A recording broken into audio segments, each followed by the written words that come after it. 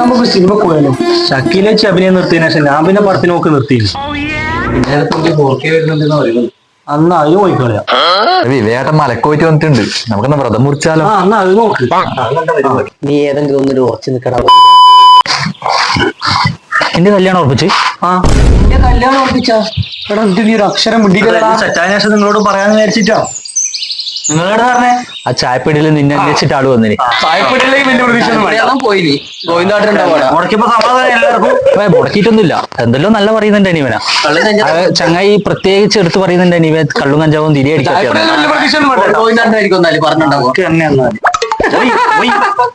കല്യാണം അയക്കുന്നത് അതിന് എനിക്ക് പണി വല്ലതും അറിയോ? ആണ്ടവൻ അങ്ങനെയോടൊക്കെ ചെക്കന അക്കാര്യത്തിലൊരു കേമനാണ്. ചെക്കൻ രാത്രി ഫോണിലോട്ട് വിദേശയാത്ര പോകുന്നവനാണ് നീ പറയുന്നത്. ഞാനൊന്നും പഠിപ്പിക്കണ്ടവനെ അക്കാര്യത്തിൽ ഞാൻ ഡിഗ്രി എടുത്ത ആളാ. അതല്ല, എനിക്ക് അലക്കാനും തിരുമ്പാനും മീൻ മുറിക്കാനല്ല അറിയോ? അതിനല്ലേ മംഗലം കഴിക്കുന്നത്. അങ്ങനെയൊന്നല്ല മോനെ, എല്ലാ പണിയും നമ്മൾ എടുക്കും. ബെഡ്ഷീറ്റ് അലക്കിലാണ് ഇതിന്റെ പരിപ്പളകും.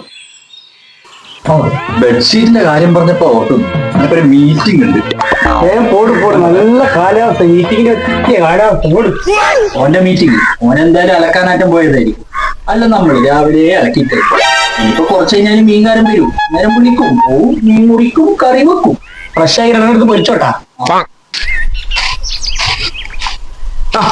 എഞ്ചിനീയർ സാറാ എടുക്കുമ്പോ ചെറിയ വീടെല്ലാം എടുത്താൽ മതി കേട്ടാ. ഓ അടിയും തൊടയും കഴിഞ്ഞിട്ട് വന്നാ. ഇതാണ് മോനെ മംഗലം കഴിച്ചതിനുള്ള അവസ്ഥ. എല്ലാ പണിയും ചെയ്യേണ്ടി വരും. എന്താ അടി സത്യോ? ഒരു മിനിറ്റ്. ഓക്കെ. ഹലോ. അമ്മേ, എനക്ക് ഇപ്പേ കല്യാണം വേണ്ട കേട്ടാ, കുറച്ച് കഴിഞ്ഞിട്ട് പോയി. എനിക്ക് കുറച്ച് പണിയെല്ലാം പഠിക്കണ്ട, പണിയെല്ലാം പഠിച്ച ശേഷം മതി. തീരുമാനം. വെറുതെ അല്ല ഉണ്ണി അച്ഛനൊന്നും പെണ്ണ് കേട്ടാത്തത്. അവര് കെട്ടാത്തല്ലടാ, അവര് കിട്ടാത്തയാണ്. എടാ അവരെല്ലാം ഭാഗ്യം ചെയ്ത ആൾക്കാർ. അതന്നെ.